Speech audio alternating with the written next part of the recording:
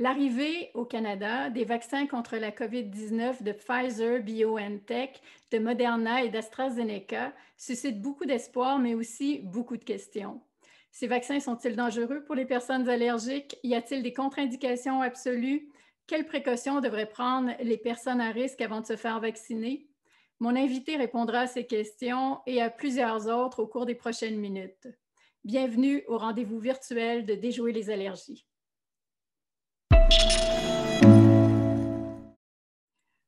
Je m'appelle Marie-Josée Betté, je suis la directrice générale de Déjouer les allergies. Je suis en compagnie de Dr Marc-Antoine Bédard, qui est pédiatre et finissant du programme d'immunologie clinique et d'allergologie pédiatrique de l'Université de Montréal.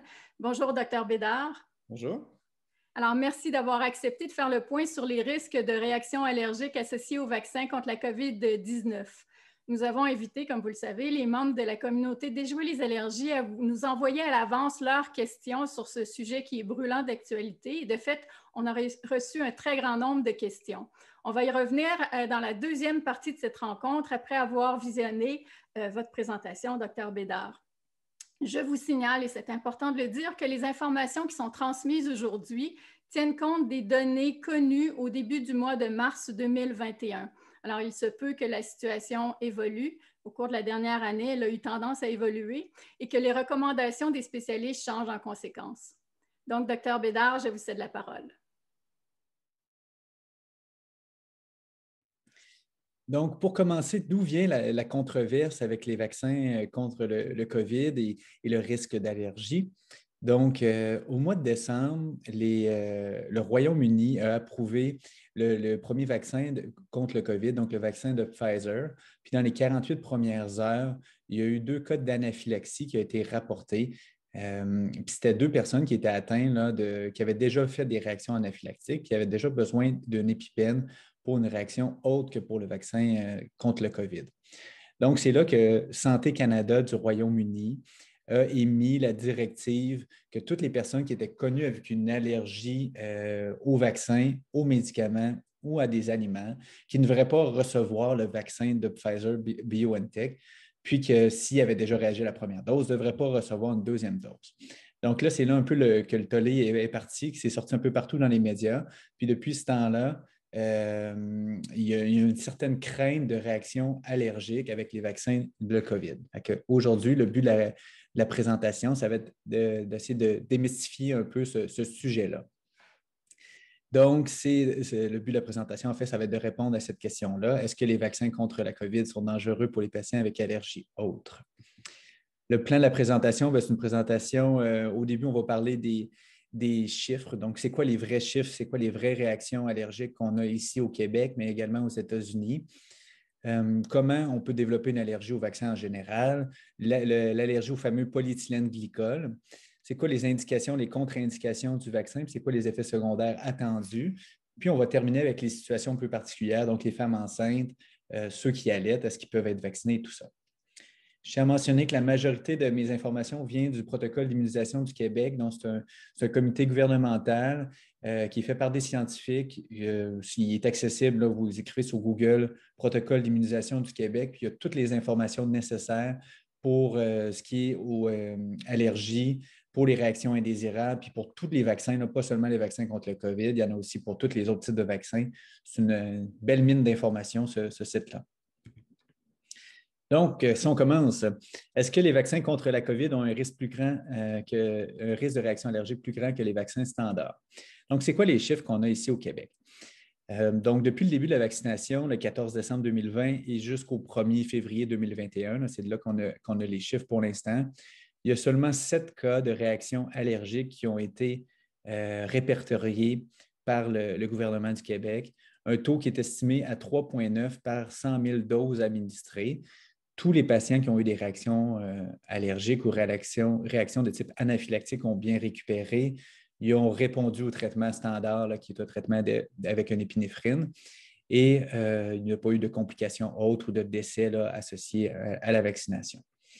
Ça, c'est sûr que nous, au Québec, on a une plus petite population pour l'instant qui a été vaccinée. Donc, c'est pour ça qu'on extrapole un peu avec les données des États-Unis. Aux États-Unis, où est-ce qu'il y a eu plusieurs personnes qui ont été vaccinées, beaucoup plus de personnes qu'ici au Québec, Les chiffres, avec le PB, ça c'est le vaccin de Pfizer, on a des réactions allergiques anaphylactiques dans 5 cas par million de doses administrées.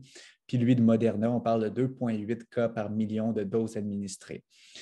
En comparaison, là, si on essaie de comparer avec les autres types de vaccins, parce que des fois, ça ne dit pas grand-chose, en général, un vaccin, là, les risques de réaction allergique sont de 0,65 à 1,53 réactions allergiques anaphylactiques par million de doses. Donc, on a des cas qui sont un peu plus fréquents avec les vaccins contre le COVID pour l'instant. Par contre, c'est des cas qui demeurent très, très, très rares, comme vous pouvez voir là, 2,8 cas par million de doses ou 5 cas par million de doses, c'est quelque chose qui est très rare. Puis en plus, on voit que les réactions qui sont secondaires, les réactions allergiques secondaires à la vaccination, bien, répondent bien au traitement usuel. Donc, ce qui est tout des bons signes. Donc, en général, comment est-ce qu'on peut devenir allergique à un vaccin? Dans un vaccin, il y a plusieurs constituants qui sont à risque de réaction allergique. Ceux qu'avant le vaccin de COVID, on parle un peu plus, c'était des résidus de protéines animales. Je ne sais pas si vous avez déjà entendu parler de ça, mais dans le vaccin pour la rougeole, le vaccin pour l'influenza, il y a des petites traces d'œufs à l'intérieur. Par contre, ça a été démontré dernièrement que ces traces d'œufs-là étaient très minimes et que les gens qui étaient allergiques aux œufs ne pouvaient recevoir en fait le vaccin contre l'influenza ou le vaccin contre la rougeole sans problème. Il y a aussi des fois la gélatine qui peut être attribuée à des réactions allergiques. Des fois, selon le type de procédé de fabrication, il peut y avoir des traces d'autres protéines animales qui pourraient faire réagir. Mais ce n'est pas ça ici qu'on parle un peu plus dans le vaccin contre le COVID. Il y a aussi parfois que c'est utilisé d'avoir des agents antimicrobiens, des préservatifs. Les fioles, ils ont un bouchon de latex, donc des fois, il pouvait avoir un petit peu de traces de latex aussi qui pouvaient créer des réactions allergiques. Les produits qui étaient utilisés comme stabilisants, adjuvants, aussi pouvaient entraîner des réactions allergiques. Et des fois, la composante virale en soi. Donc, il y a aussi cette alternative-là qui pourrait être possible dans les vaccins contre le COVID, qui pourrait créer des réactions allergiques. C'est-à-dire que la protéine virale, l'ARN messager à l'intérieur, pourrait faire réagir le complément, qui est des protéines du système immunitaire, puis ces protéines-là pourraient enclencher une réponse anaphylactique. Mais tout ça, c'est des données un peu plus théoriques. Pour l'instant, qu'est-ce qu'on pense qui est l'agent le principal qui cause des réactions allergiques? C'est plus au niveau des stabilisants, au niveau du polyéthylène glycol là, dans les ingrédients. On va y venir par la suite. Donc, ceci, c'est les ingrédients des 2 vaccins contre le COVID qui sont actuellement approuvés au Canada. Comme vous pouvez voir, c'est 2 vaccins à ARN messager. C'est une technologie, là, les vaccins à ARN messager qui sont là depuis plusieurs années. Par contre, c'est la première fois qu'on va avoir une technologie comme ça avec ARN messager qui va être déployée sur une aussi grande population. Par contre, c'est des vaccins qui sont réputés comme étant fiables. Il y a aussi les lipides. Donc, je vais en parler un petit peu plus tard, là, mais les vaccins à ARN messager, c'est une protéine. Pour que ça reste plus longtemps au niveau du bras et qu'ils ne soient pas dégradés trop rapidement, qu'ils peuvent rentrer en contact avec le système immunitaire, doit être enveloppé d'une couche de lipides pour le protéger puis qu'il puisse avoir un vaccin qui soit efficace. Donc, c'est là qu'entre en jeu le fameux polyéthylène glycol 2000, lui qui est plus associé, en tout cas, lui qu'on pense être l'agent causal des réactions anaphylactiques pour l'instant dans ces 2 vaccins. Et à noter que même si on a le même nom, polyéthylène glycol 2000 pour les 2, il y a des petites différences selon chaque vaccin. Par la suite, il y a des sucres puis des différents sels dans les vaccins, ça qui n'est pas associé avec des réactions allergiques, puis sinon de l'eau ou de l'eau avec du sel pour diluer la composante virale du vaccin. Donc, pourquoi est-ce que les compagnies utilisent le PEG si le PEG est si dangereux que ça? Donc, premièrement, c'est un peu comme j'ai mentionné, les vaccins à ARN messager, il y a l'ARN messager qui est une protéine à l'intérieur du vaccin. Puis, pour permettre une survie plus longue à l'intérieur du bras, puis où est-ce qu'il va être injecté, puis pour qu'il puisse rentrer en contact avec le système immunitaire, a besoin d'avoir une enveloppe protectrice, donc une couche pour le protéger, ce vaccin-là. Donc, c'est ici qu'entre en ligne de compte le PEG, le polyéthylène glycol. Donc, si on pense le petit chien ici, c'est le PEG qui est l'ARN messager, bien, la couverture qui essaie de le protéger, c'est le polyéthylène glycol. Et le polyéthylène glycol, c'est une molécule qui est utilisée depuis des années, qu'on retrouve quasiment partout. Donc, les compagnies ne pensaient pas qu'ils pouvaient avoir des réactions allergiques qui étaient attitrées au PEG. Donc, le polyéthylène glycol, c'est une molécule qui se retrouve principalement au début, là, où est-ce qu'il était utilisé le plus, c'est au niveau des laxatifs, des médicaments contre la constipation, mais aussi il est utilisé dans plusieurs médicaments différents, mais pour former les gélules, former les comprimés. Également au niveau des cosmétiques, dans les shampoings, il y en a dans les produits de teinture, il y en a dans les dentifrices, puis aussi ça peut être utilisé même en alimentaire. Donc, c'est un produit qui se retrouve partout. Généralement, les gens n'étaient pas allergiques à ça, donc le risque de réaction allergique était très rare. Pourquoi est-ce qu'il y a un peu plus de risque de réaction allergique chez ceux qui ont été vaccinés contre le vaccin contre le COVID versus les autres vaccins? Qu'est-ce qu'on pense? C'est que les travailleurs de la santé, puisqu'ils ils sont souvent en contact avec le polyéthylène glycol, puisqu'il est utilisé dans plusieurs médicaments, peut-être qu'ils seraient sensibilisés au polyéthylène glycol, donc ils seraient devenus allergiques au polyéthylène glycol. Et quand ils ont reçu le vaccin, donc c'est eux qui ont reçu le vaccin en premier, en plus les travailleurs de la santé, peut-être qu'il y aurait eu plus de risques de réaction allergique, étant donné qu'ils étaient déjà sensibilisés, étaient souvent en contact avec le polyéthylène glycol. Donc, c'est peut-être une des raisons qui explique pourquoi est-ce que le vaccin contre la COVID a une prévalence plus importante de réactions allergiques que les autres vaccins. On va y revenir un petit peu plus tard, mais dans d'autres types de vaccins contre le COVID, ce n'est pas le polyéthylène glycol, la petite couverture qui le protège, c'est du polysorbate. Polysorbate qui sont un peu un dérivé du polyéthylène glycol, mais probablement qu'il y a moins de risques de réaction allergique. Puis le polysorbate qui était utilisé dans d'autres types de vaccins aussi auparavant, puis qui était bien toléré. Donc, maintenant, qui peut recevoir le vaccin pour l'instant en 2020 au Québec, en 2021 au Québec? Donc, les études ont été faites pour Pfizer chez les personnes âgées de 16 ans et plus. Puis pour Moderna, c'était les personnes qui étaient âgées de 18 ans et plus. Donc, pour l'instant, on ne parle pas de cas pédiatriques qui pourraient être vaccinés. Une des inquiétudes que la population pouvait avoir face à ces vaccins-là aussi, c'est la rapidité à laquelle ces vaccins-là ont été élaborés. Habituellement, on s'attendait à ce que ça prenne plusieurs années avant qu'on puisse avoir un vaccin contre le COVID. Et là, avec la technologie des ARN messagers, on était capable de faire des vaccins plus rapidement. Par contre, l'autre penchant, il y a une partie de la population qui pouvait être inquiet de est-ce que les compagnies ont bien fait leur travail, puis est-ce qu'ils auraient pu bâcler une certaine partie de surveillance, puis une partie de sécurité associée avec ce vaccin-là. Donc, c'est ce qu'on va voir dans les prochaines diapositives. C'est des diapositives qui montrent les études dans lesquelles ces vaccins-là ont été approuvés. Comme vous pouvez voir, pour commencer, c'est des études qui ont été très bien faites, puis il y avait beaucoup de patients quand même. Là, on parle de 30 000 patients pour le vaccin Moderna, 43 000, donc presque 45 000 pour le vaccin Pfizer. Donc, c'est des études de bonne qualité. Ce n'était pas seulement 10 patients, puis vu que ça a bien été avec ces 10 patients-là, on peut extrapoler pour tout le reste de la population. C'est une étude qui était quand même avec beaucoup de population. Après ça, l'intervention, c'était quoi? Donc, vous voyez randomiser 1 pour 1. Qu'est-ce que ça veut dire? C'est que la moitié du groupe, pour chacune des études, était soit vaccinée avec un vrai vaccin contre le COVID, donc avec le Pfizer, avec le vaccin contre le COVID de Pfizer, même chose pour Moderna. Puis l'autre moitié, c'est un groupe placebo. Fait qu'eux, il y avait une injection. Une injection, c'était seulement de l'eau salée.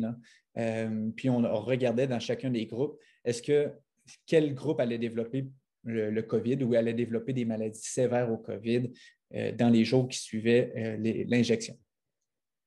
Pour ce qui est du groupe qui était intervention, comme vous pouvez voir, c'est là qu'il vient le fameux intervalle entre chacune des doses de vaccin. Ça, c'est un sujet en soi. Je ne veux pas embarquer là-dedans aujourd'hui, mais dans le vaccin Pfizer, l'étude a été faite avec une injection 21 jours d'écart d'intervalle versus Moderna, c'était 28 jours d'intervalle. Et avec ces deux injections-là, pour Pfizer, on avait une efficacité de 95 % de prévention de développement du COVID, 94 dans le groupe Moderna. Puis dans chacun des deux groupes, il n'y en a aucun patient qui a été vacciné, qui a développé une maladie sévère, donc aux soins intensifs ou des décès secondaires au COVID.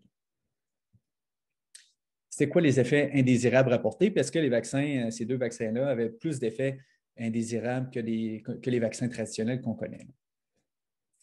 Donc, j'ai essayé de vous mettre ça synthétisé le plus possible, que ça soit clair. Ici, vous voyez la colonne d'effets secondaires pour le vaccin Pfizer, pour le vaccin Moderna ici, et finalement pour le vaccin d'influenza, qui est un vaccin qu'on connaît bien. Donc, en résumé, la majorité des effets secondaires, c'est des effets secondaires qui sont légers, bénins, qui rentrent dans l'ordre, qui apparaît 24 heures après l'injection, puis qui rentrent dans l'ordre en 48 heures, ce qui est quelque chose qui est attendu pour un vaccin normal.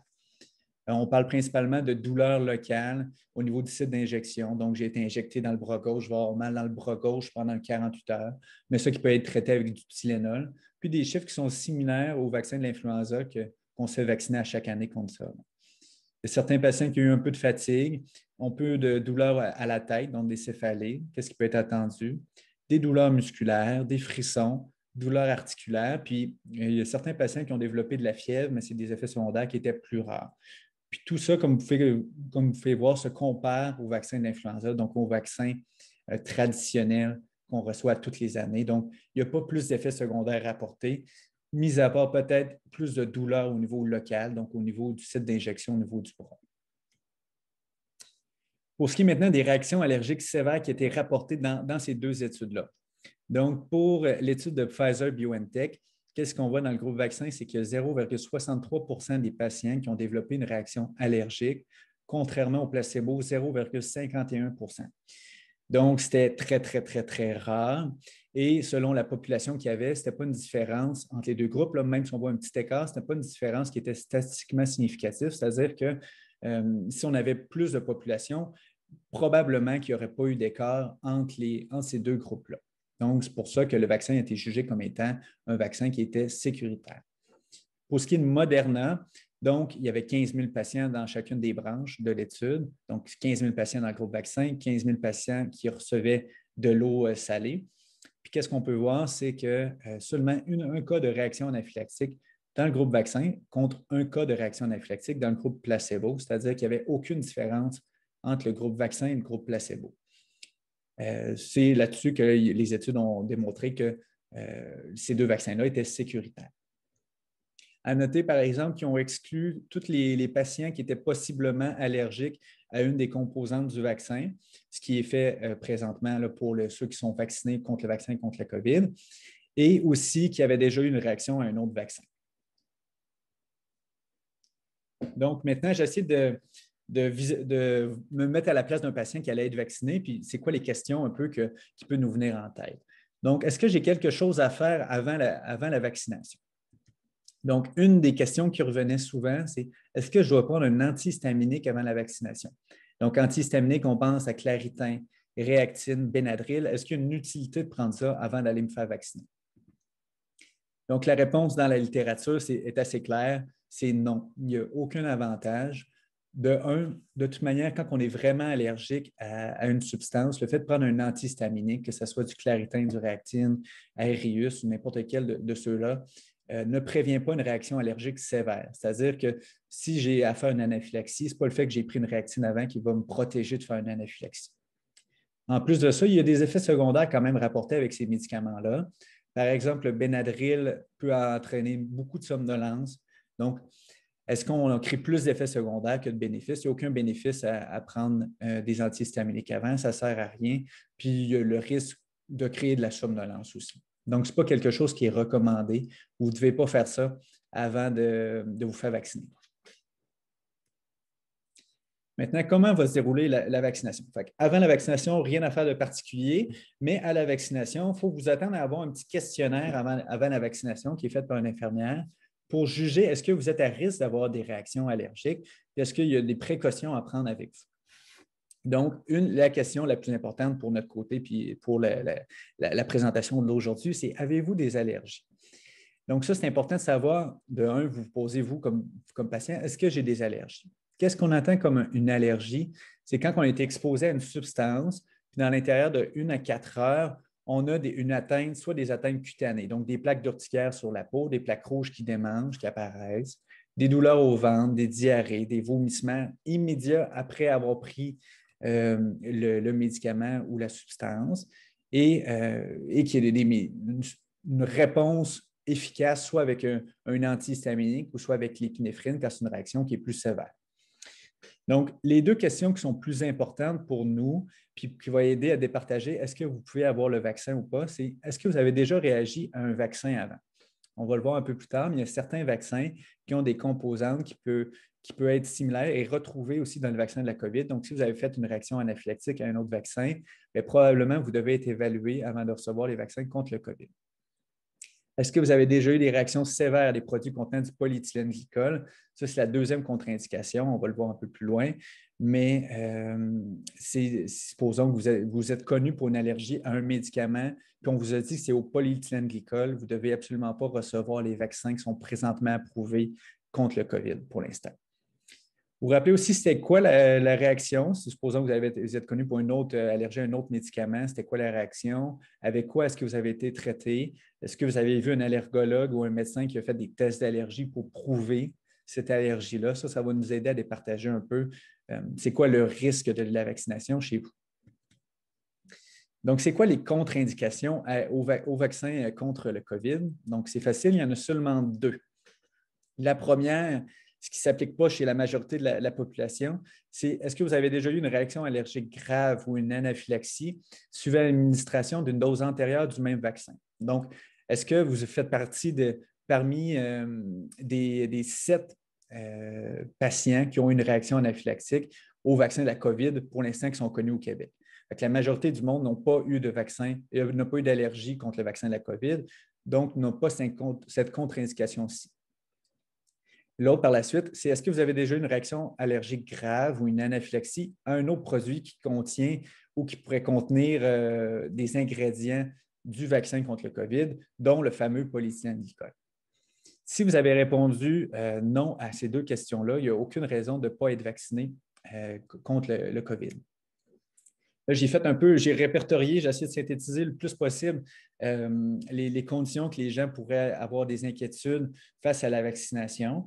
Donc, si je suis asthmatique, est-ce que je peux être vacciné? Oui, sans problème, il n'y a aucune contre-indication. Si j'ai le rhume des foins, je suis allergique au pollen, je suis allergique à la poussière, aux acariens, j'ai déjà fait une anaphylaxie à l'abeille ou aux guêpes, j'ai des intolérances ou même une allergie prouvée alimentaire que j'ai besoin d'avoir une épipène, toutes ces conditions-là n'ont aucune contre-indication, c'est-à-dire que vous pouvez être vacciné sans problème. Des fois, la seule chose qu'on fait, c'est qu'on fait une observation un peu plus longue, donc 30 minutes, qu'on pourrait faire d'observation suite à la vaccination. Si vous êtes connu allergique au latex, il n'y a aucune contre-indication, vous pouvez être vacciné. Si je fais de l'eczéma, du psoriasis, aucune contre-indication.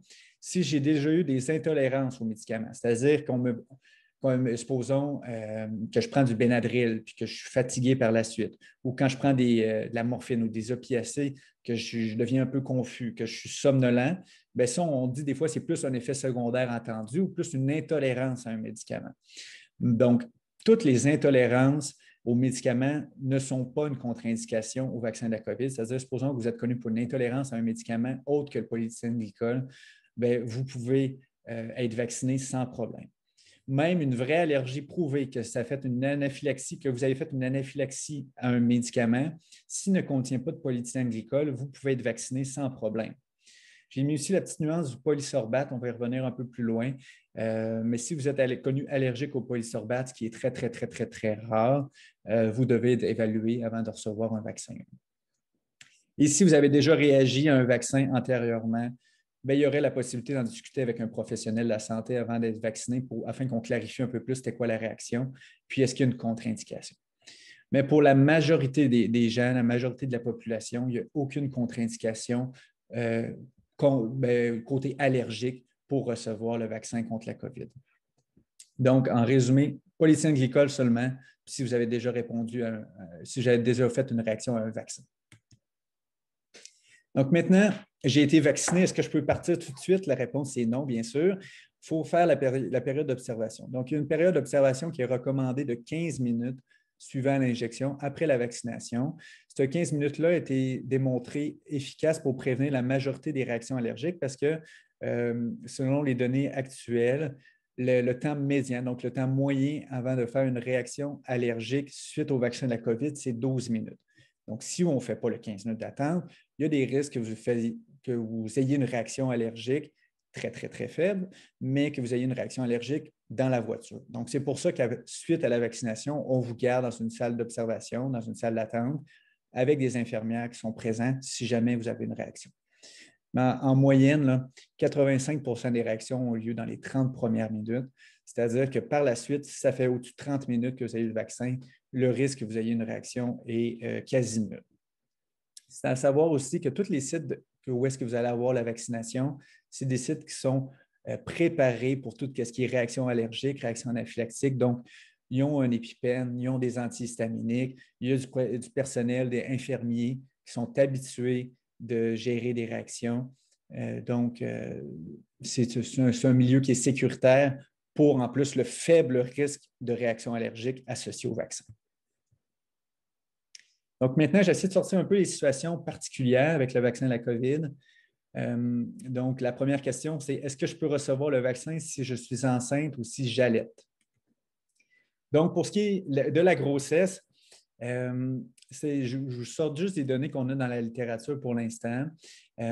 C'est conditionnel qu'on appelle. C'est-à-dire que pour l'instant, on pense que les bénéfices de recevoir le vaccin seraient plus grands que les risques chez une clientèle qui serait à risque de développer des réactions sévères ou les clientèles qui sont exposées beaucoup. Donc, je m'explique. Pour l'instant, dans l'étude de Pfizer que je vous ai mentionné, qui avait 45 000 patients, il y a 12 patientes dans le groupe qui ont reçu le vaccin qui se sont rendus compte que par la suite, qui sont tombées enceintes, en fait. Puis ces 12 patientes-là qui ont rapporté avoir été enceintes après avoir reçu la vaccination, il n'y a aucun de ces patients-là qui a rapporté d'effets secondaires.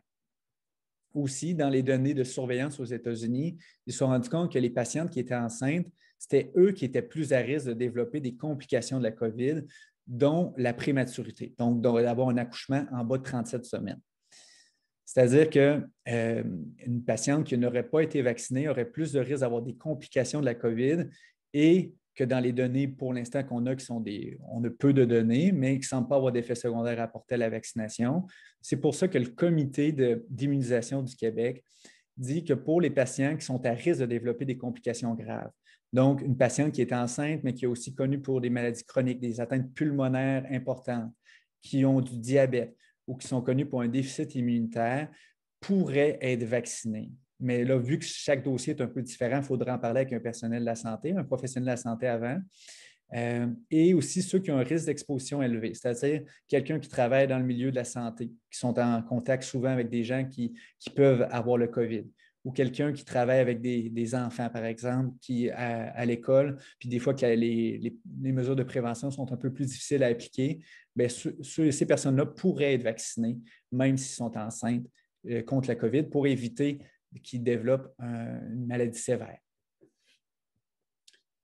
Pour ce qui est de l'allaitement, c'est quand même plus clair. Là, les bénéfices de la vaccination surpassent vraiment les risques associés au vaccin pour les femmes qui allaitent. Donc, il n'y a pas de contre-indication si vous allaitez puis vous avez déjà accouché. Pour ce qui est de la clientèle immunosupprimée, donc les patients qui ont soit un déficit immunitaire ou qui prennent des médicaments qui diminuent le système immunitaire, bien, les bénéfices de la vaccination surpassent les risques que ces patients-là qui sont immunosupprimés contractent la vraie maladie, donc qui développent des conséquences de la maladie.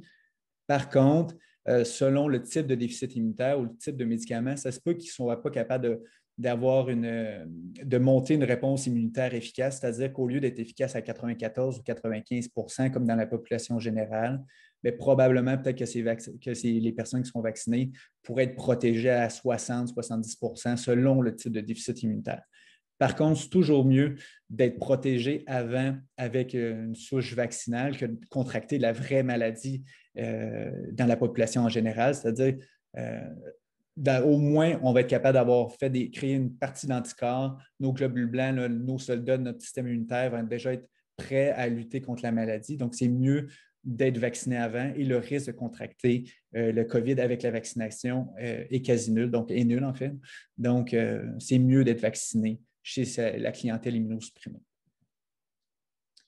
Maintenant, si on est connu avec une allergie au polyéthylène glycol qui est confirmée, est-ce que je suis condamné et que je ne pourrais jamais avoir le vaccin? Bien, la réponse est non.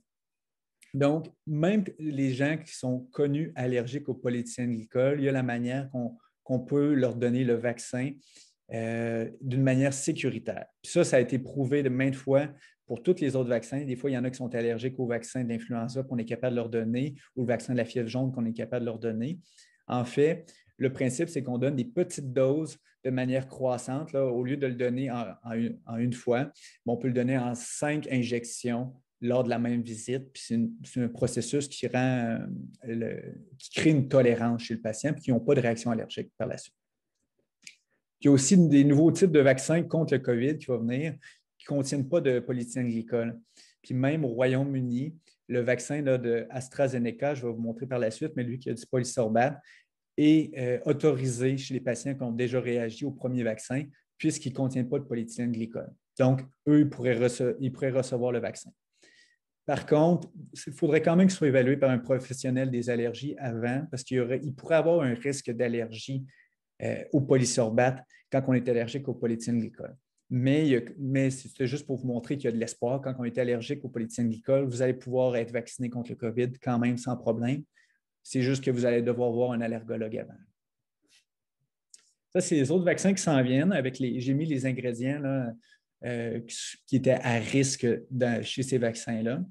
Donc, on a le vaccin de Pfizer puis de Moderna qui contient du polyéthylène glycol, comme j'ai mentionné. Puis le vaccin d'AstraZeneca, qui est pour l'instant pas approuvé au Canada, mais lui qui contient du polysorbate 80.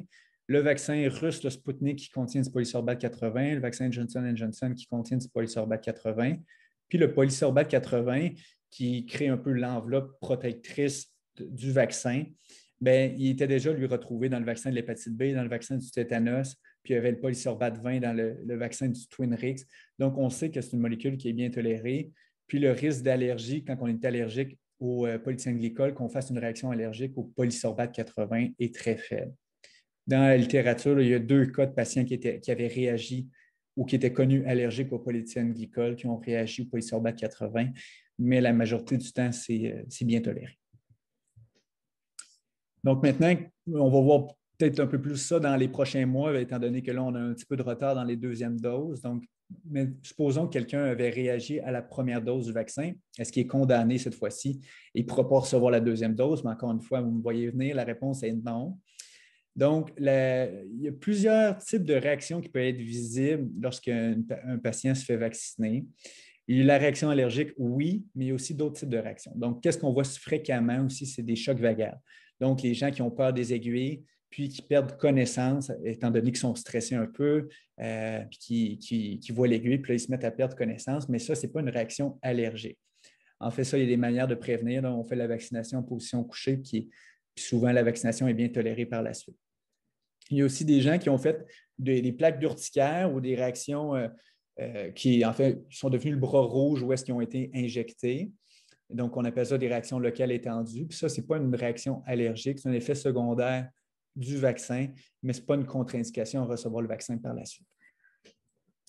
Par contre, si vous avez fait une anaphylaxie suite au premier vaccin, donc ce qui est très, très, très, très rare, bien, on fait comme ceux qui sont connus comme étant allergiques au polyéthylène glycol, c'est-à-dire que soit on les injecte en plusieurs petites doses le vaccin, ou soit on va pouvoir leur donner un autre vaccin quand ils vont être approuvés par Santé Canada là, par la suite. Donc, en conclusion, l'allergie au vaccin contre la COVID, c'est quelque chose qui est très, très, très rare. Il y a peu de contre-indications. Supposons que vous avez des allergies, là, la majorité de la population, puis la majorité de la population qui ont des allergies, donc des allergies à des aliments, que ce soit aux noix, aux arachides, au latex, aux guêpes, aux abeilles, ou à d'autres médicaments, excepté le polyéthylène glycol, ils peuvent tous recevoir le vaccin sans problème. Les 2 seules contre-indications que je veux que vous retenez, c'est soit l'allergie au polyéthylène glycol ou à une autre composante d'un vaccin, par exemple au polysorbate, et si vous avez déjà réagi à la première dose. Puis la majorité des réactions surviennent dans les 15 à 30 premières minutes, puis ils répondent au traitement usuel. Ce n'est pas une anaphylaxie qui est très, très, très sévère, qu'on n'est pas capable de traiter. Souvent, répondent à l'épinéphrine comme une anaphylaxie standard. Les sites de vaccination sont habitués, sont prêts pour ça. Donc, vous pouvez être rassuré à ce niveau-là. C'est des vaccins qui ont été démontrés sécuritaires et efficaces, quand même 94-95 d'efficacité. Donc, ça serait dommage de passer à côté de cette bonne protection-là parce qu'on a des craintes qui sont non fondées face à ces vaccins-là, en fait. Puis, ils ont des effets secondaires indésirables, mais qui sont similaires aux autres vaccins standards, c'est-à-dire des douleurs au site d'injection qui durent 24-48 heures, qui répondent bien au Tylenol et pas des effets secondaires sérieux. Donc, le message important, c'est que la majorité de la population peut être vaccinée. Si vous avez déjà réagi à un vaccin, parlez à votre professionnel de la santé pour qu'on vous évalue ou si vous êtes connu avec une allergie au polyéthylène glycol. Et ma dernière diapo, c'était seulement pour vous dire que le but de la vaccination, c'est qu'on puisse reprendre une vie normale, qu'on puisse revoir les gens puis reprendre notre vie sociale. Donc, je pense que c'est important que tout le monde qui puisse être vacciné soit vacciné. Donc, merci beaucoup. Alors, merci, Dr. Bédard, pour cette présentation éclairante et rassurante. Il faut dire que la présentation que vous venez de faire a été enregistrée il y a quelques jours. Donc, depuis cet enregistrement, Santé Canada a autorisé l'utilisation d'un nouveau vaccin contre la COVID-19, celui fabriqué par AstraZeneca. On s'attend aussi à ce que le vaccin de Johnson & Johnson, qui est déjà approuvé aux États-Unis, soit autorisé au Canada au cours des prochaines semaines. Donc, pour les personnes qui ont des allergies à des aliments ou à des médicaments, est-ce qu'il y a des ingrédients dans ces deux vaccins qui pourraient poser problème? Donc, oui, en effet, le vaccin d'AstraZeneca a été approuvé à partir du 26 février au Canada. Donc, c'est le troisième vaccin approuvé par Santé Canada. Contrairement au vaccin de Moderna et de Pfizer, c'est un vaccin à vecteur viral. Donc, la manière de fonctionnement n'est pas la même. En fait, c'est une combinaison d'une protéine avec un adénovirus, qui est un virus qu'on côtoie régulièrement au Canada à chaque année. Mais il y a une petite modification qui rajoute certaines protéines du virus de la COVID-19, puis il a été modifié de manière qui ne peut pas se répliquer, puis ne pourra pas causer une infection active là, chez la personne vaccinée. Mais ça nous permet de créer une défense contre le virus de la COVID-19. Donc, les ingrédients, pour répondre à votre question, il n'y a encore une fois aucune composante alimentaire ou une composante à risque autre que le polysorbate 80 dans les ingrédients. C'est principalement du sucre ou certains sels et de l'éthanol. Donc, il n'y a rien de plus d'allergène dans ce vaccin-là. Puis, je vais y venir après avec le vaccin Johnson & Johnson, mais c'est un peu le même principe avec le vaccin Johnson & Johnson. Puis, même les autres vaccins qui s'en viennent, ils n'ont pas de... il n'y a aucun de ces vaccins-là qui aurait une composante alimentaire, une composante autre que le polysorbate ou le polyéthylène glycol. Donc, j'ai juste révisé rapidement les études pour voir, parler un peu des effets secondaires, puis combien de réactions anaphylaxiques ils ont remarqué dans ces études-là. Puis pour AstraZeneca, ils ont remarqué une seule anaphylaxie dans 23 745 patients qui étaient inclus dans l'étude. Encore une fois, c'était des études qui étaient chez une population de 18 ans et plus. Donc, malheureusement, pas encore de données en pédiatrie. Et pour ce qui est des effets secondaires, c'était des effets secondaires qui étaient similaires aux autres vaccins que j'ai mentionnés dans ma présentation. Seulement à noter qu'il y a une prévalence un peu plus importante de fièvre et de frissons là, suite au vaccin comparativement au vaccin de la grippe. Mais c'est un vaccin qui est bien toléré puis qu'en général, en 24-48 heures, les effets secondaires s'amoindrissent. Donc, l'efficacité, c'est une efficacité d'AstraZeneca, c'était 70 pour le vaccin de la prévention de la maladie de la COVID. L'important, par exemple, pour la COVID, c'est vraiment de ne pas développer une maladie sévère. C'est ces patients-là qui se ramassent aux soins intensifs, intubés, puis qui peuvent en décéder de la maladie. Puis ceux qui ont eu le vaccin d'AstraZeneca, il n'y en a aucun de ces patients-là qui ont développé la maladie sévère. Même s'il y a 70 d'efficacité qui est inférieure à ceux de Pfizer ou ceux de Moderna, au moins ça protège quand même contre les maladies sévères. Donc, c'est un bon vaccin malgré tout. Je me permets de vous interrompre un Ben instant. oui. Donc, il y a quand même, on voit une différence au niveau de l'efficacité d'un vaccin à l'autre, une différence qui est importante. Je présume que comme patient, on ne pourra pas choisir notre vaccin. Ben, pour l'instant, non. Pour l'instant, il n'y a pas de en tout cas, de directive gouvernementale qui va faire une décision par rapport un à l'autre. La seule chose que je verrais qui pourrait avoir on peut choisir un vaccin, c'est quand vraiment un vaccin est contre-indiqué. Par exemple, quand on est allergique au polycystin glycol, OK. ben, puisque AstraZeneca, Johnson Johnson, c'est du polysorbate, pourrait être seulement avec AstraZeneca ou vice-versa. Là. Mais non, ça va être avec la disponibilité du stock, en fait, là, de Dose. l'inventaire. Puis, qu'est-ce qui est intéressant dans cette étude-là, par exemple, c'est qu'il y a peut-être manière d'augmenter un peu l'efficacité parce que dans l'étude, il y a une petite portion, 1367 patients sur les 23 000 patients qui étaient inclus dans l'étude, qui ont eu une demi-dose lors de la première injection. Donc, c'est une erreur, mais ceux qui ont eu une demi-dose au début puis une dose complète par la suite, il y avait une efficacité de 90 donc, peut-être que simplement avec le même vaccin, avec les mêmes ingrédients, il y aurait une manière d'avoir une efficacité qui soit augmentée là, par la suite. Puis aussi, il y a des études qui sont en train d'être faites actuellement pour voir est-ce que le fait d'espacer les doses pourrait changer de quoi sur l'efficacité, puis même l'efficacité est augmentée avec le vaccin d'AstraZeneca dans la petite proportion qu'ils avaient utilisé. Ceux qui étaient vaccinés avec un intervalle de 4 semaines tel qu'il était étudié au préalable, c'était 55 d'efficacité. Mais quand ils augmentaient l'intervalle à 12 semaines entre les deux, ils augmentaient à 82 d'efficacité. Donc, s'ils font une demi-dose au début, puis l'intervalle est augmenté, probablement que l'efficacité pourrait être quand même très bonne. C'est juste que là, pour l'instant, c'est des études très récentes, donc on a peu de données pour l'immunité à long terme, mais il y aurait la manière à ce qu'on augmente l'efficacité par la suite. Donc, ça, c'était pour le vaccin d'AstraZeneca. Puis là, maintenant, pour le vaccin de Johnson Johnson, donc ça a été approuvé aux États-Unis le 27 février. C'est aussi un vaccin à vecteur viral avec le même virus, donc l'adénovirus. Ce n'est pas un vaccin à ARN messager. Les principaux avantages là, pour eux, les principaux avantages, c'est vraiment une seule dose qui a besoin d'être administrée, contrairement aux 2 doses pour tous les autres vaccins actuellement qui ont été approuvés. Puis, il y aurait un entreposage qui est plus simple. Dans un congélateur standard à moins 4 degrés, il serait capable de maintenir une efficacité par la suite, puis ça ne dégraderait pas le vaccin. Par contre, l'efficacité, effectivement, pour lui, c'est très variable selon la région qui a été étudiée. Il y avait, dans l'étude sur 45 000 patients, il y avait 3 milieux, 3 grands centres où est-ce que ça a été étudié, aux États-Unis, en Amérique latine, puis en Afrique du Sud. Puis, on voit que l'efficacité varie selon la place étudiée. 72 d'efficacité aux États-Unis, 57 en Afrique du Sud. Là, il y a des nuances parce que là, il y a certains auteurs qui se demandent est-ce que c'est avec les fameux variants de l'Afrique du Sud qui pourraient être un peu plus résistants au vaccin, à ce vaccin-là, en fait. Donc, qui pourrait expliquer la différence entre l'efficacité par la suite. Puis au niveau de la protection de la maladie sévère, avec le Johnson Johnson, c'est 85 donc c'est une efficacité moins grande pour l'instant, mais c'est sûr qu'on est avec 45 000 patients, l'autre 20 000, 30 000, c'est maintenant, le vaccin de Pfizer est rendu avec des millions de doses administrées, donc les chiffres peuvent varier selon la population étudiée, c'est sûr et certain. Puis pour ce qui est des ingrédients de Johnson Johnson, donc il y a le vecteur à adénovirus avec la glycoprotéine du virus, mais le reste, encore une fois, des sucres, du sel ou de l'alcool, donc de l'éthanol.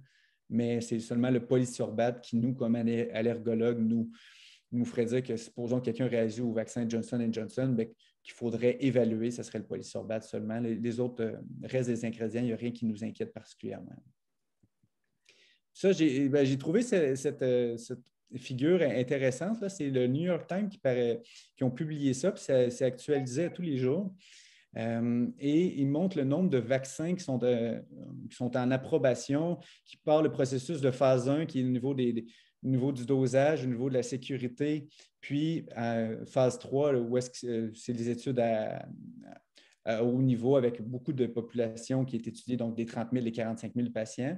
Puis, il y a beaucoup de vaccins qui sont couramment utilisés puis sont actuellement en train de développer.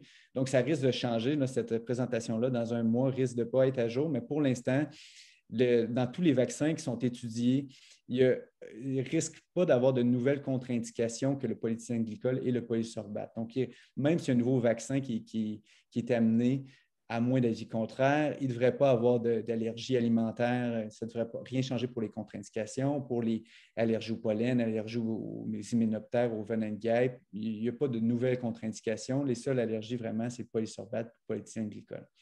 Bonne nouvelle. Ah oui, très bonne nouvelle, très bonne nouvelle. Puis là, ils sont en train de regarder pour voir est-ce qu'il y a la possibilité de faire des combinaisons. Donc, il y a une étude entre le vaccin russe Sputnik puis le vaccin AstraZeneca là, qui vont débuter en février. Donc, ça bouge beaucoup, beaucoup. Puis le but, c'est d'avoir la meilleure efficacité avec le moins d'effets secondaires possible. Mais comme allergologue, pour l'instant, à part le polyéthylène glycol et le polysorbate, je n'ai pas d'autres inquiétudes pour les vaccins à venir dans les prochains mois, même la prochaine année. Excellent. Alors, aux États-Unis, on rapporte que les personnes qui ont eu une réaction allergique grave après avoir reçu un vaccin contre la COVID-19 étaient presque toutes des femmes et que la plupart d'entre elles avaient des antécédents d'allergie ou même de réaction anaphylactique. Alors, si on est une femme allergique, est-ce qu'on devrait s'inquiéter? Oui, c'était une excellente question. J'ai fait quand même beaucoup de recherches parce que j'avais vu ça passer dans le journal le JAMA, qui avait démontré qu'avec les chiffres là, entre le 14 décembre et le 18 janvier 2021, sur 10 millions de doses de Pfizer et 7,5 millions de doses de Moderna, bien, qu'il y avait 94 des réactions anaphylactiques. Donc, avec Pfizer, c'était 47 anaphylaxies. 94 de ces anaphylaxies, 94 de ces anaphylaxies-là étaient des femmes. Et Moderna, ils ont eu 19 anaphylaxies, puis c'était 100 des femmes. Donc, il y avait quand même une proportion qui était augmentée des femmes atteintes d'anaphylaxie et des réactions sévères au vaccin de la COVID. Donc, il y a beaucoup d'hypothèses qui sont actuellement dans la littérature, mais il n'y a rien de démontré qui expliquait cette différence-là. Au début, ils se demandaient est-ce que c'est parce que c'est les professionnels de la santé qui ont été vaccinés en premier lieu? Donc, est-ce qu'il y a plus de femmes dans le domaine de la santé? Et est-ce que aussi c'était des personnes, des résidences pour personnes âgées? Et on sait que la longévité, donc les femmes vivent plus longtemps que les hommes. Donc, est-ce qu'il y avait une proportion de femmes qui étaient plus vaccinées par rapport aux hommes? Mais pour l'instant, les chiffres qu'on a, c'était 60 des personnes qui étaient vaccinées étaient des femmes. Donc, ce n'est pas assez pour expliquer. D'accord. Puis pour le reste des théories, bien, j'ai regardé un petit peu plus. Qu'est-ce qui est intéressant, c'est, je ne sais pas si vous vous souvenez, dans ma présentation que je viens de faire, il y avait pour l'allergie au polyéthylène glycol, le polyéthylène glycol, ça se retrouve vraiment partout. Ça se retrouve également dans le maquillage. Ah. Donc, ils se demandent, est-ce que les femmes pourraient se sensibiliser un petit peu plus à cause du maquillage. Au maquillage, exact, devenir allergique avec le maquillage. Par contre, ça demeure des cas vraiment, vraiment, vraiment rares. Oui, mais si je vous interroge juste un instant, mais en même temps, si elles se sensibilisent, ça veut dire qu'elles ignorent néanmoins être allergiques à cette substance-là? Ben, exact. Mais peut-être que la quantité d'allergènes ne serait pas assez grande en se maquillant pour déclencher une réaction allergique, puis que là, avec la quantité, avec un vaccin qui est donné intramusculaire, peut-être pourrait être plus grande. Mais ça, c'est juste des théories. Et c'est des théories qui s'appuient aussi sur d'autres médicaments parce qu'il y a des allergies à d'autres médicaments les femmes sont plus sensibilisées. Mais pour rassurer tout le monde, honnêtement, j'ai fait les calculs, j'ai fait les chiffres. Puis pour les femmes, ça représente 44 cas d'anaphylaxie sur 6 millions de doses de vaccins. Donc, 7 cas par million de doses de vaccins donnés, c'est des cas qui sont très, très, très rares. Donc, vous n'avez pas besoin d'arrêter de vous maquiller ou faire attention au polyéthylène glycol. Puis ça, ce n'est qu'une théorie, ce n'est pas prouvé. Puis souvent, les théories aussi n'ont pas été fondées. Mais effectivement, il y a une propension plus vers les femmes, mais ce n'est pas une raison parce que vous êtes allergique. Puis si vous n'êtes pas connu allergique au polyéthylène glycol ou au polysorbate, je me répète, vous n'avez pas de contre-indication à être vacciné. Puis de toute manière, dans les centres de vaccination, sont équipés pour traiter des réactions allergiques si c'est le cas. Et 7 cas par million de doses, on est dans les cas d'anaphylaxie qui sont usuels ou légèrement supérieurs aux vaccins usuels. Et donc, c'est quelque chose qui est très rassurant malgré tout. C'est plus par intérêt un peu pour essayer de prévenir ça au futur, pour voir est-ce qu'il y a quelque chose qu'on peut changer pour limiter le risque de réaction allergique, mais ce n'est pas quelque chose pour chaque patient, au day-to-day, ça ne change rien. Donc, si on se résume, effectivement, les femmes sont plus touchées, mais l'occurrence est tellement rare qu'en même Exact. temps, ce n'est pas une contre-indication. Il n'y a pas de raison de s'inquiéter outre mesure. Exactement. Voilà. Par contre, une personne qui a déjà réagi à un agent de conservation qui est utilisé dans un vaccin contre la grippe, la question est revenue à quelques reprises. Est-ce qu'une personne donc, qui réagit à cette substance-là devrait s'abstenir d'être vaccinée contre la COVID-19? En fait, cette personne-là devrait être évaluée par un allergologue parce que dans les vaccins de la grippe, tout dépendant des années, il y a souvent du polysorbate dans le vaccin de la grippe. Donc, là, la question, c'est agent de conservation, mais devrait être évalué pour voir est-ce que c'est au polysorbate que ce patient-là réagit. Et effectivement, si le patient est démontré comme étant allergique au polysorbate, bien, probablement qu'il y a certains vaccins contre le COVID qui seraient contre-indiqués. Mais comme j'ai mentionné dans ma présentation, même si on a une allergie prouvée, supposons au polysorbate, il y aurait une manière de vacciner quand même ce patient-là. C'est juste qu'il devrait être évalué par un allergologue avant. Alors, il faut nécessairement que ce soit fait par un allergologue. Ça ne peut pas être par un médecin de famille, par exemple, parce que l'accès aux allergologues est vraiment difficile. Oui, effectivement, pour les tests, ce genre de tests cutanés-là, il faudrait que ça soit fait par un allergologue. Puis le nombre de vraies allergies prouvées au vaccin pour faire des cliniques de vaccins, de vaccination puis d'allergie au vaccin à Sainte-Justine, ça demeure très rare, là. La majorité des patients allergiques ne réagissent pas au vaccin ou ce n'est pas des réactions anaphylactiques aux produits des vaccins. D'accord. Donc, ça reste légèrement, ça devrait être un plus petit nombre de patients. Puis probablement que ces patients-là vont être priorisés pour la vaccination COVID. Parfait. Est-ce que les vaccins contre la COVID-19 sont sécuritaires pour les personnes qui cumulent différentes conditions médicales en plus d'être allergiques et asthmatiques? Alors, quelques exemples, une octogénaire qui souffre d'asthme sévère et de haute pression, une dame qui nous a écrit qui est également asthmatique et atteinte de mastocytose, une autre personne qui est asthmatique, épileptique et qui souffre du syndrome de côlon irritable. Est-ce que toutes ces personnes-là peuvent néanmoins être vaccinées? Ben oui, honnêtement, c'est une très bonne question. Ben oui, ils peuvent être vaccinés. Non seulement le vaccin va être sécuritaire chez eux, mais en plus de ça, ces patients-là vont être priorisés parce que ces patients-là avec des maladies chroniques sont à risque de développer des atteintes de COVID sévères, donc d'être aux soins intensifs, puis peut-être même de décéder du COVID. Donc, ces patients-là devraient être vaccinés et vont être vaccinés en priorité. C'est un fait intéressant pour la mastocytose. La mastocytose n'est pas une contre-indication à la vaccination. Puis pour tous les patients asthmatiques, si on se fie à l'échelle fournie par le gouvernement, ces patients-là devraient être vaccinés en priorité par rapport aux autres, là, puisqu'ils sont à risque de développer des maladies sévères. Mais les vaccins sont sécuritaires, ça c'est sûr, certain pour eux. Donc finalement, non seulement il n'y a pas de contre-indication à être vacciné, mais en fait, en particulier quand on cumule les conditions médicales, on devrait être vacciné en priorité. En priorité, effectivement. D'accord. Par contre, un patient qui subit un traitement de désensibilisation orale avec ou sans Xolair, est-ce que c'est une bonne période dans sa vie pour être vacciné contre la COVID-19?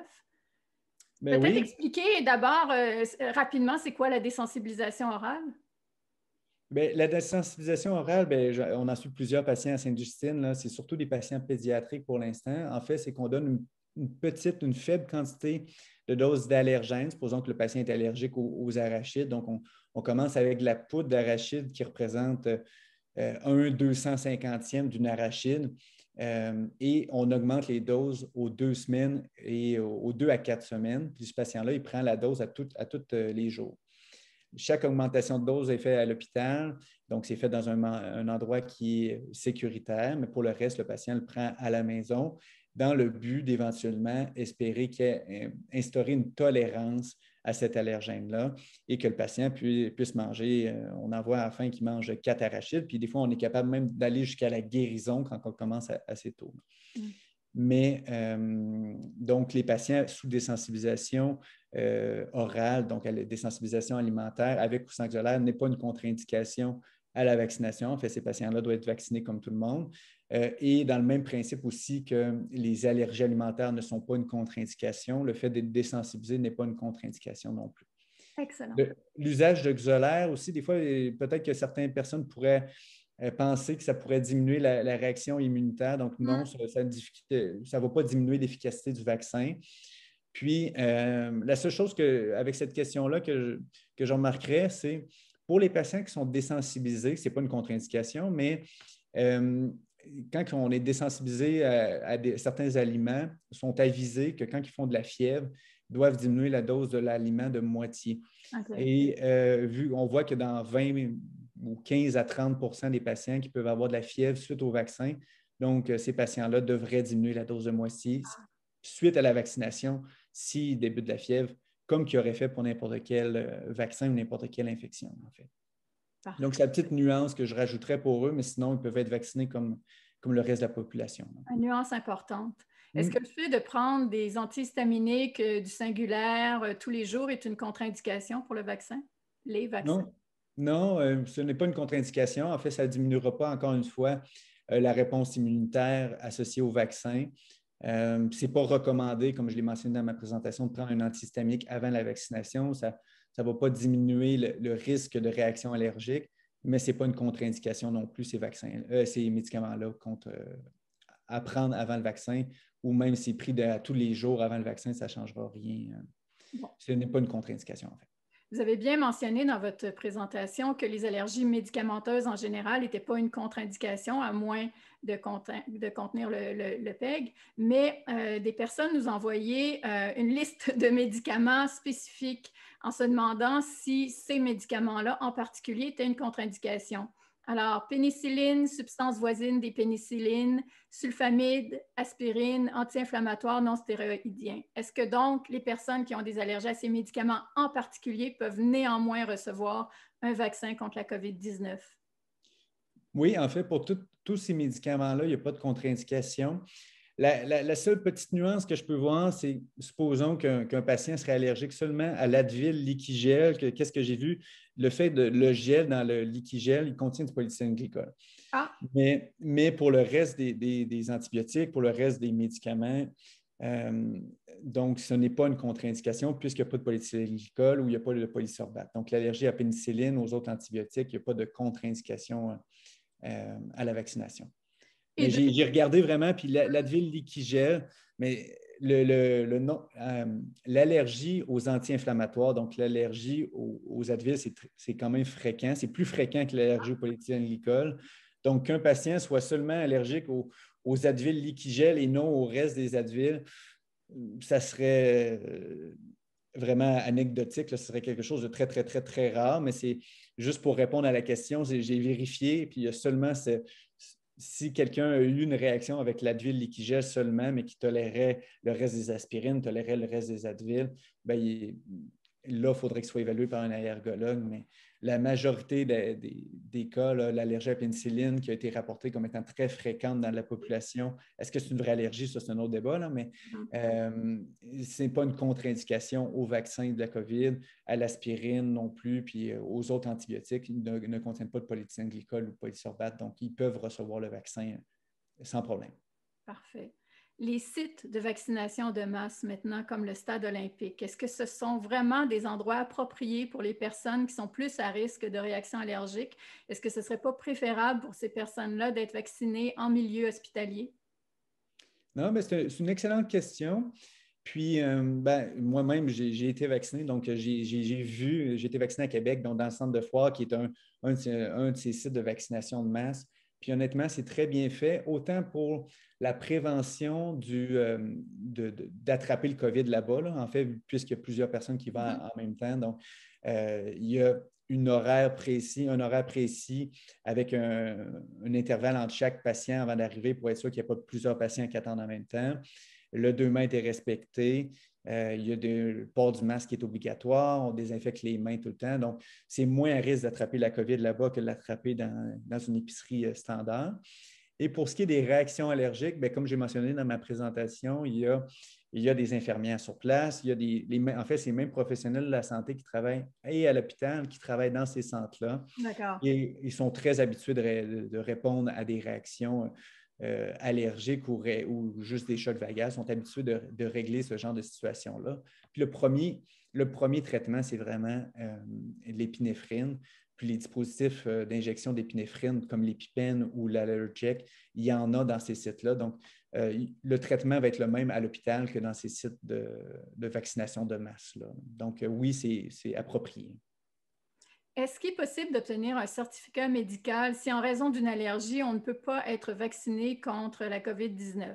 Je ne sais pas à quoi servirait ce certificat, mais peut-être que ce serait à un moment donné exigé pour voyager ou... Oui, bien, c'est une bonne question. En fait, il y a aucun. J'ai demandé au CHUM, j'ai demandé à Sainte-Justine, puisque actuellement je suis à Montréal pour ma résidence, mais il n'y a pas de certificat officiel attitré pour ça. Par contre, les patients qui ont une contre-indication allergique au vaccin, par exemple allergie au polysorbate, encore une fois, allergie au polyéthylène glycol, ou qui ont réagi à la première dose de vaccin, doivent être évalués par des immunoallergologues. Et là, suite à l'évaluation, si l'immunoallergologue dit qu'on ne peut pas le vacciner avec un autre vaccin contre le COVID ou qu'on ne peut pas le vacciner en très petite dose avec des intervalles rapprochés, bien, peut-être qu'il pourrait faire une prescription à ce moment-là, dire que ce patient-là ne peut recevoir le vaccin du COVID, mais ça demande des cas très, très, très rares, puisque la majorité des patients qui sont allergiques pourraient recevoir soit un autre vaccin ou le vaccin en plusieurs étapes. Donc, Donc, ça ne pas serait de pas quelque chose. Ah, excusez-moi. non, j'allais simplement dire pas de procédure formelle, mais on peut imaginer qu'un allergologue pourrait faire une prescription dans ce sens-là si effectivement. Exact. Exact. Fait qu'il n'y a rien de formel, il n'y a rien de standardisé là, comme ça. Puis ça devrait être des cas très, très, très rares, des exceptions. Ce n'est vraiment pas une norme, là. Si une personne est jugée à risque de réaction allergique au vaccin, est-ce que c'est possible à ce moment-là de demander à ce qu'on fasse un test avec une microdose avant de lui donner la dose complète? Donc, ben, en fait, pour les personnes jugées allergiques au vaccin, je me répète encore, il y a trois situations. C'est soit qu'on est allergique au PEG, au polyéthylène glycol, soit qu'on est allergique au polysorbate, ou soit on a réagi à la première dose du vaccin. Le reste, on n'est pas considéré comme ayant un risque de réaction supérieure, une fréquence augmentée de réaction allergique. Donc, ces patients-là, il n'y aurait pas d'indication à faire des tests de microdose avant de donner la dose complète du vaccin.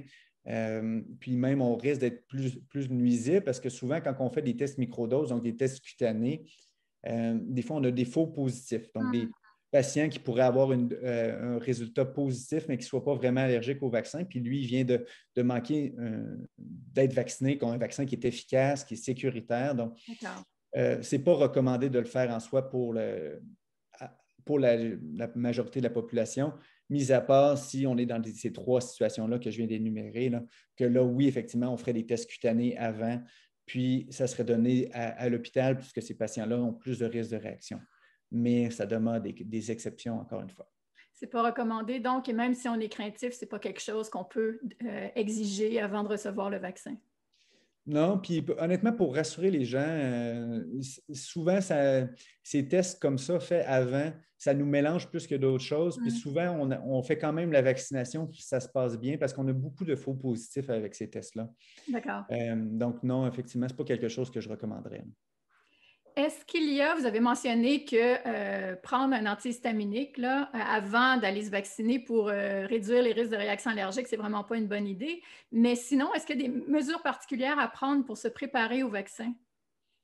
Non, mais j'essaie de penser un peu à qu'est-ce que les gens pouvaient penser pour ça, pour cette question-là. Donc, ce n'est pas recommandé de prendre soit du Tylenol ou des Advil avant la vaccination.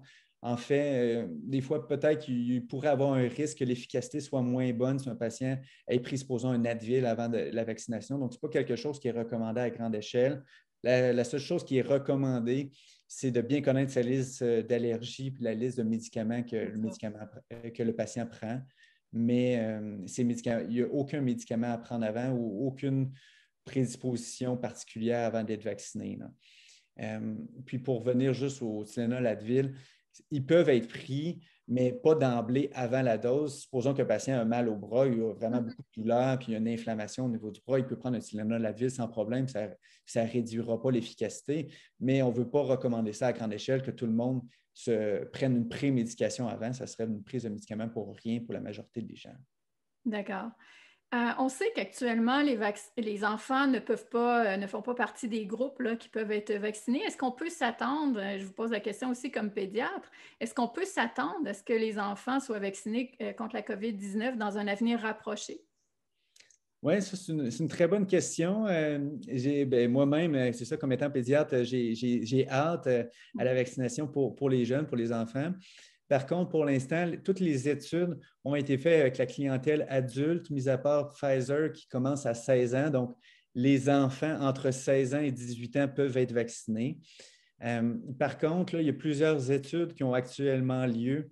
Pfizer, Moderna, avec les mêmes vaccins qui sont approuvés, mais pour étendre l'indication à partir de 12 ans. Puis il y a même AstraZeneca là, qui font des études actuellement là, à partir du mois de février, qui ont débuté à partir de 6 ans. Donc, ça devrait s'en venir au courant des prochains mois. Je n'ai pas de date précise, mais c'est quelque chose qui est fait. Puis éventuellement, les enfants vont être vaccinés, c'est sûr et certain. Et vous vous attendez à ça au cours de l'année 2021, vous dites au cours des prochains mois? Jusqu'à présent, honnêtement, ça évolue très, très, très rapidement. Puis là, quand on sait qu'il y a un vaccin qui est efficace, qui est sécuritaire, le fait de l'approuver chez les enfants, ça va habituellement plus rapidement que développer un vaccin dès le début, là. Donc, c'est quelque chose qui pourrait arriver au courant des prochains mois.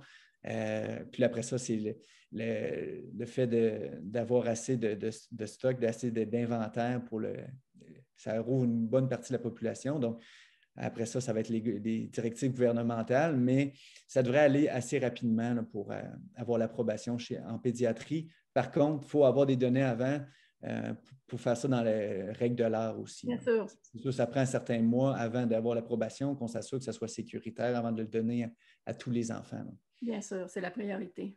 Mm-hmm. Écoutez, dernière question.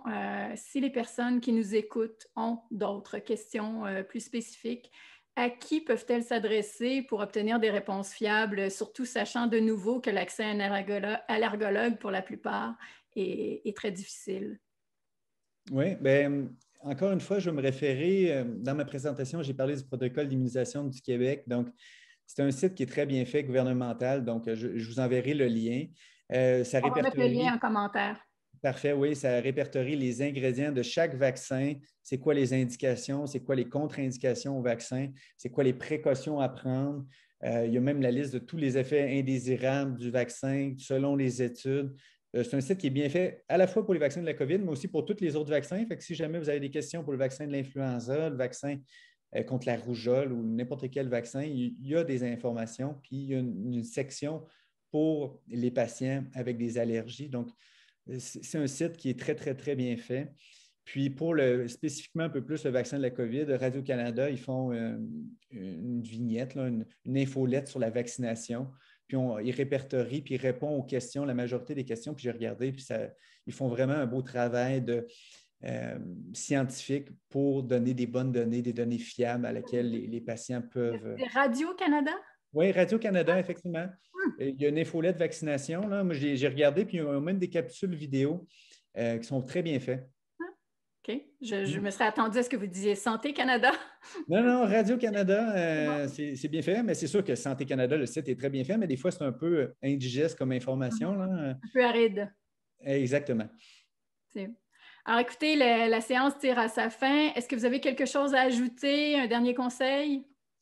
Non, bien, en fait, honnêtement, pour la majorité des patients qui sont connus atopiques ou allergiques, il n'y a aucune contre-indication au vaccin de la COVID. Donc, n'ayez pas peur. Le but, c'est de reprendre une vie normale, comme j'ai mentionné. Puis, il y a beaucoup de vaccins qui s'en viennent. Et il va y avoir, supposons que vous avez réagi à un vaccin, on va avoir une alternative pour pouvoir vous vacciner puis vous protéger adéquatement là, contre le COVID pour le reste. Alors, Dr Bédard, en mon nom et au nom de la communauté Déjouer les allergies, je tiens à vous remercier pour votre disponibilité et votre générosité. Je sais que vous avez mis beaucoup de temps pour préparer cette séance et merci infiniment. Merci d'avoir pris le temps de répondre à nos questions, d'avoir rendu accessibles ces informations cruciales en cette période de pandémie mondiale. À vous toutes et tous qui avez été à l'écoute, merci pour votre attention. Est-ce que cette présentation a répondu à vos attentes? Votre opinion nous intéresse. Laissez-nous un commentaire sous cette vidéo. Faites attention à vous et à vos proches. Merci et à bientôt pour un prochain rendez-vous virtuel. Au revoir. Au revoir.